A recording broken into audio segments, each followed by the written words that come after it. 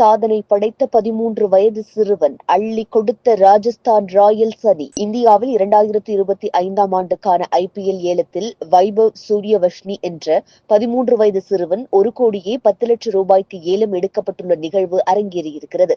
உலக அளவில் மிகவும் புகழ்பெற்ற கிரிக்கெட் தொடரான IPL T20 போட்டி கடந்த 2008ஆம் ஆண்டு முதல் அறிமுகப்படுத்தப்பட்டு நடைபெற்று வருகிறது. அந்த வகையில் 2025ஆம் ஆண்டுக்கான 18வது சீசன் IPL போட்டி நடைபெற இருக்கிறது.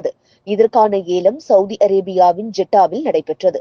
முதல் வீரராக ஹர்தீப் சிங்கை 18 கோடி ரூபாய்க்கு ஏலம் எடுத்தது பஞ்சாப் அணி. தென்னாப்பிரிக்க வீரர் ககிசோ 10,75,00,000 ரூபாய்க்கு குஜராத் அணி வாங்கியது. இதேபோன்று ஸ்ரேயஸ் ஐயரை 26,75,00,000 ரூபாய்க்கு பஞ்சாப் அணி ஏலம் எடுத்தது.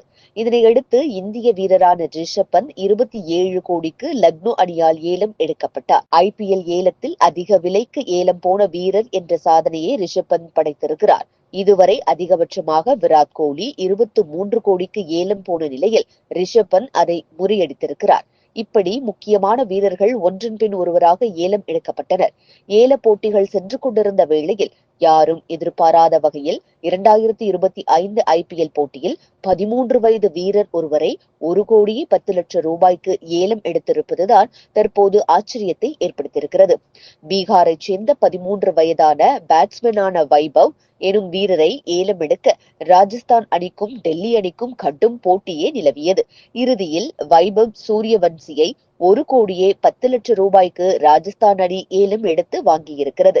இதன் மூலம் மிக குறைந்த வயதில் IPL தொடரில் விளையாடும் வாய்ப்பை வைபவ் பெற்றிருக்கிறார் என்றுதான் சொல்ல வேண்டும். சமீபத்தில் 19 வயதுக்கு உட்பட்ட இந்தியா ஆஸ்திரேலியா அணிகளுக்கு இடையிலான டெஸ்ட் போட்டியானது சென்னை சேப்பாக்கம் மைதானத்தில் நடைபெற்றது.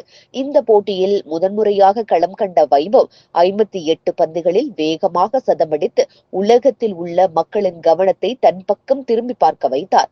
12 வயதில் ரஞ்சித் கோப்பையில் விளையாடிய இந்த சிறுவன் அதற்கு அடுத்த வயதிலேயே IPL தொடரில் களமாட இருப்பது கிரிக்கெட் வரலாறில் ஒரு அதிசயம் என்றுதான் சொல்ல வேண்டும்.